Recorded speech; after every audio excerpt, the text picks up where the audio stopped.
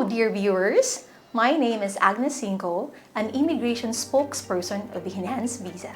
In today's video, we're delving into the recent changes in Canada's immigration policies for international students announced on January 22, 2024. Before we get into it, many of our viewers are not yet subscribed to the channel. If you're one of them, please click the subscribe button to get more content like this. With that said, let's get started. You may have heard of the major update that made a huge shift in Canadian immigration early this year. This update has raised a lot of questions and concerns among current and prospective study permit applicants. For us to have a better understanding of the update, let us first discuss the 4 points of the update. The first update is all about the temporary cap for international students. Immigration, Refugees and Citizenship Canada, or IRCC, declared a temporary cap on the granting of study visa for international students. This was revealed in a recent release from IRCC, which outlines that for the year 2024, the cap is set at 360,000 approved study permits. That's 35% less than student permits granted in 2023. The second update was the announcement of the implementation of attestation letters. As per the January 2022-2024 update, all study permit applications submitted must include an attestation letter from the province or territory where their intended school is located. These letters are expected to be issued by respective provinces or territories by March 31, 2024. Thirdly, there have been changes to the eligibility of international students for postgraduate work permit. In the current guidelines, starting September 1, 2024, Curriculum Licensing Agreement Program students will no longer be eligible for a PGWP. Also, international students taking up master's or doctorates will be eligible for a 3-year work permit regardless of the duration of the study. In previous years, international students taking up a 1-year program were eligible for a 1-year PGWP. The number of years of study was commensurate with the duration of their PGWP. This further strengthens Canada's goal of welcoming more masterals and PhD students into the country. And lastly, eligibility for an open work permit is now limited to spouses and common law partners of students enrolled in master's and doctorate programs. So, why the sudden changes? Minister Miller acknowledged the growing pressure on the country to address the ever-growing influx of international students, as the volume poses a challenge to the integrity of the system. For instance, he highlighted instances where institutions may have admitted students from abroad, charging premium fees without delivering the promised quality of education. Minister Miller stated that some institutions expanded their intakes solely to drive revenue. This has raised a lot of red flags as it may potentially compromise the quality of education and support services. In a nutshell, all of these changes are about maintaining the integrity of Canada's education system and ensuring that international students receive the high-quality education they deserve. When do the new changes take effect? Well, the new changes, including the study permit cap and attestation letter process, became effective on January 22nd. This means that for 2024, only 360,000 study permit applications will be approved. However, the attestation letter process is still in progress. Provincial and territorial governments are given until March 31st, 2024 to finalize this framework. Until then, the full impact of this process on international students remains somewhat uncertain. How do the changes affect those planning to arrive soon? These changes have significant implications for individuals who submitted their study permit applications after January 22, 2024.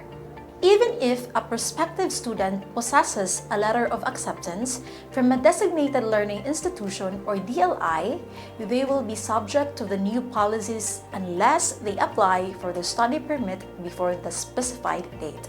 This emphasizes the importance of proactive planning and timely submission of study permit applications. Is there a waiting period for study permit applications?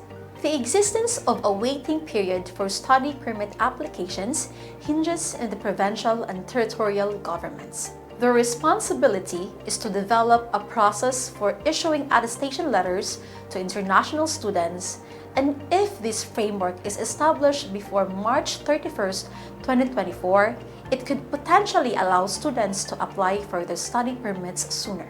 The timeline for this process highlights the need for prospective students to stay updated on developments.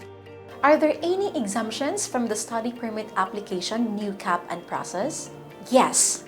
IRCC has identified specific study permit applications exempt from the new changes. These exemptions include applications from minor children attending primary or secondary school or kindergarten to grade 12, students enrolling in master's, PhD, or other postgraduate programs, and those seeking to extend or renew their study permits. Understanding these exemptions is crucial for applicants falling into these categories to navigate the process more effectively. How does changing educational institutions in 2024 work? The process for international students aiming to change their designated learning institutions or DLIs in 2024 remains unclear as of now. IRCC is expected to provide additional clarity on this matter as the year progresses. Prospective students considering such changes should stay vigilant for updates and official guidelines to ensure a seamless transition between educational institutions. Are the changes permanent or temporary?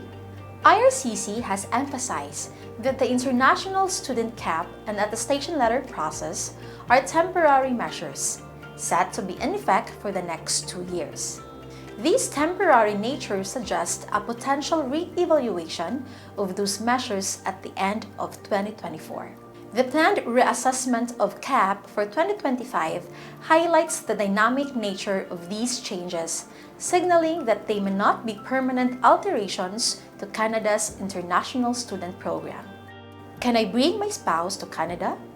Now, this question is commonly asked by people who are worrying about whether they can bring their loved ones with them. In recognition of the distinctive challenges faced by those pursuing advanced degrees, IRCC has carved out an exemption for master's and PhD international students concerning the inclusion of spouses. However, to avail of this provision, it is imperative that eligible students meticulously adhere to specific criteria outlined by IRCC. Understanding and complying with these criteria will be essential to navigate the process seamlessly, ensuring that the inclusion of a spouse aligns with the stipulated guidelines. Can I bring my kids? The prospect of bringing children while embarking on a course of study in Canada remains uncertain, as the community awaits further clarifications from IRCC. The absence of detailed information on the inclusion of children underscores that additional guidelines and policies are currently under consideration. Prospective students with children should exercise patience and remain attuned to forthcoming announcements from IRCC. I know this was a lot of information to take in such a short time, but I hope you were able to learn something today. Now, let's explore how Enhanced Visa can assist study permit applicants in navigating these changes with ease.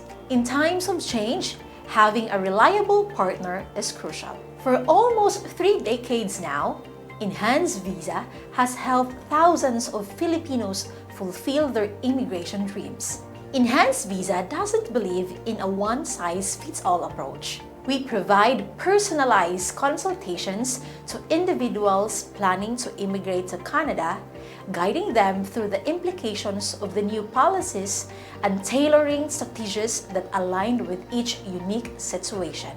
Moreover, Enhanced Visa offers pathway programs for aspiring international students. Remember, in the journey of pursuing your dreams in Canada, Enhanced Visa is not just a service provider. We are your constant support and guide. If you'd like to find out whether or not you still qualify, we've linked our eligibility form in the description. Feel free to fill it out for a free assessment from Enhanced Visa. If you require assistance with your Canadian immigration or study visa application, feel free to contact me through the information flashed on the screen. I have personally been in the immigration industry for several years now and would love to offer you my insight and experience. And this, dear viewers, concludes today's video. If you have any questions, feel free to let us know in the comments or add me on Facebook at Agnes Cinco. Be sure to also follow our socials for more immigration news and updates. Let's stay connected. See you in the next video. Bye!